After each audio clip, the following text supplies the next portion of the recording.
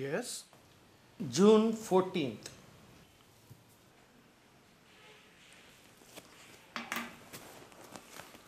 What about June 14th? మీకు చాలా బాగా తెలుసు నేను దేని గురించి అడుగుతున్నాను. ఆ రోజు ఏం జరిగింది? అంటే ఆ రోజు ఏం జరిగింది అంటే ఇప్పుడు ఎలా చెప్తాం, డాక్టర్ని కదా, ఆ రోజు కూడా ఇప్పట్లానే అపాయింట్మెంట్స్ ఉండుంటాయి, పేషెంట్స్ని చూసుంటాను. Any special case doctor Savyasachi?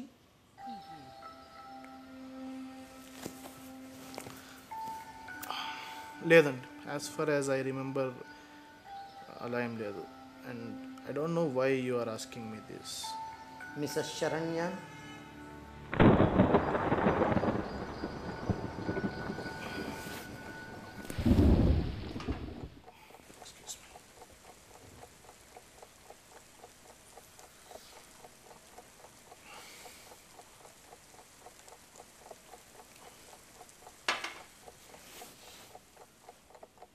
Yes, I know her. మీకు అందరి పేర్లు ఇలాగే గుర్తుంటాయా? అంటే అలా ఏం లేదండి, అంటే ఏమో మరి ఆవిడ అలా గుర్తుంది. ఆ రోజు ఆ ఒక్క పేషెంట్కి మాత్రమే ఎందుకు అపాయింట్మెంట్కి చాలా టైం పట్టింది? అలా అలా ఏం లేదండి. ఐ మీన్ కొంతమందికి ఎక్కువసేపు పడుతుంది, కొంతమందికి తక్కువసేపు పడుతుంది. అలా అని ఏమీ రూల్ ఏం లేదు. It's normal. అపాయింట్మెంట్ తర్వాత ఆవిడ behaviour it was not at all usual and you know that doctor.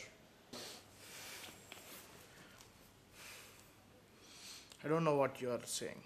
Oh come on, you already know it. ఏం జరిగింది ఆ రోజు అపాయింట్మెంట్లో అనేది మీకు తెలుసు. కమాన్. ఏం జరగలేదండి.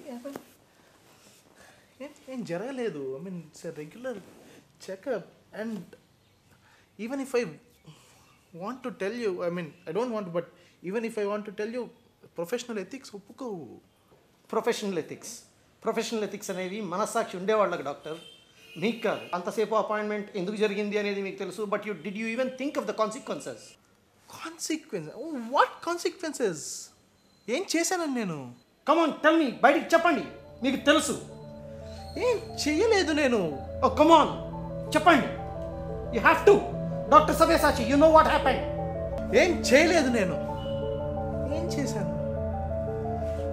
ఏమి చేయలేదు నేను.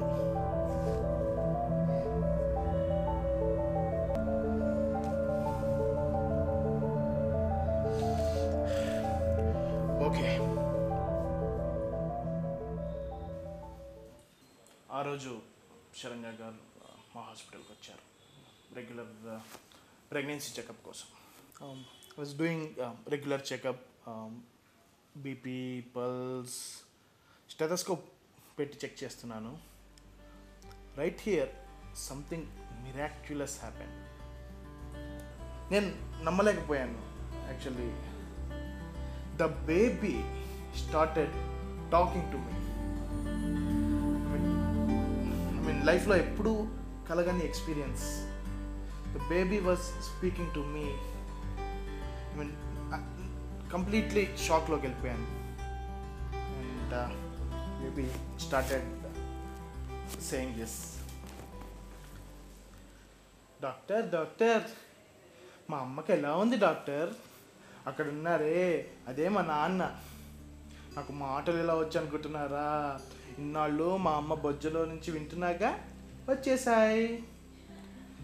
డాక్టర్, మా ఇంట్లో వాళ్ళు నన్ను ఎంత బాగా చూసుకుంటారో తెలుసా? మా నాన్న అయితే ఎంత లేట్గా ఆఫీస్ నుంచి వచ్చినా సరే నాకు ముద్దు పెట్టి ఏరా బుజ్జోడా ఎలా ఉన్నావురా అని కానీ పడుకోరు. మా అమ్మ అయితే మరీను ప్రతి 10 నిమిషాలకి నన్ను పలకరిస్తూనే ఉంటుంది. ఏం చేస్తున్నావురా అంటుంది. మరి డాక్టర్ నేనేమో సమాధానం చెప్పలేను కదా. నీకు బొమ్మలు కొనిస్తారా అంటుంది. మావాడు మంచి రంగు రావాలి, కుంకుమ పువ్వు తింటా అంటూ ఉంటుంది. మా బాబుకి ఆకలేస్తుంది, నాకు ఏదైనా పెట్టండి అని ఇంట్లో వాళ్ళందరి మీద అరుస్తూ ఉంటుంది. మా నాన్న అయితే మరీను వీడిని మంచి స్కూల్లో చేరుస్తానమ్మా అని వాళ్ళ అమ్మతో అంటూ ఉంటాడు.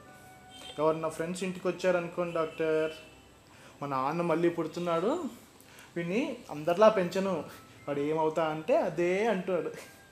ఏంటో మా నాన్న. డాక్టర్, మా చుట్టాలకు కూడా నేనంటే ఎంత ఇష్టమో తెలుసా? ఇంటికి వస్తూనే ఫస్ట్ ఏరా బుజ్జోడా ఏం చేస్తున్నావురా అంటారు. ఏమే మా వాడు తంతున్నాడా అని మా అమ్మని అడుగుతారు.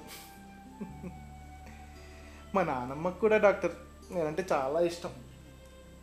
అందరికీ ఫోన్లు చేసి మా వారసుడు వస్తున్నాడు, మా వారసుడు వస్తున్నాడు అని చెప్తుంది.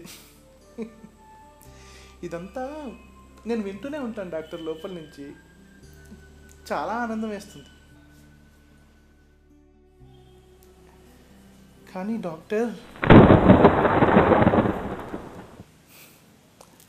కానీ అని వినపడింది.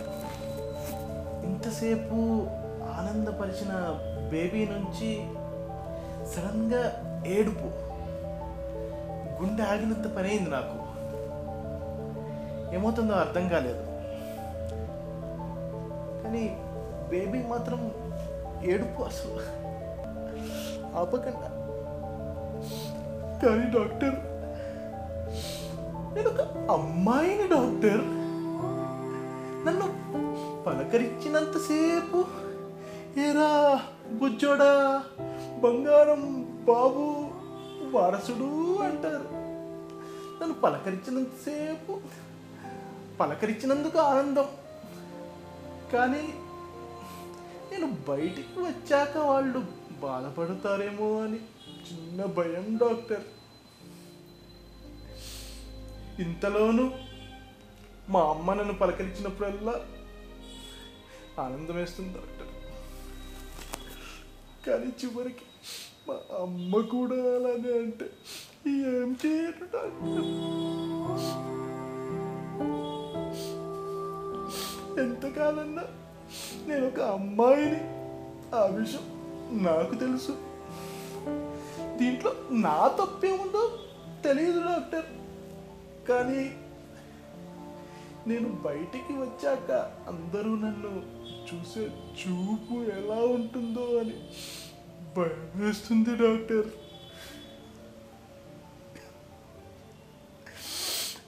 అని బేబీ ఇంకా ఏడుపులోకి వెళ్ళిపోయింది. She was inconsolable. నాకు ఏం చేయాలో అర్థం కాలేదు. ఇంకా వాళ్ళ అమ్మకి చెప్పేశా.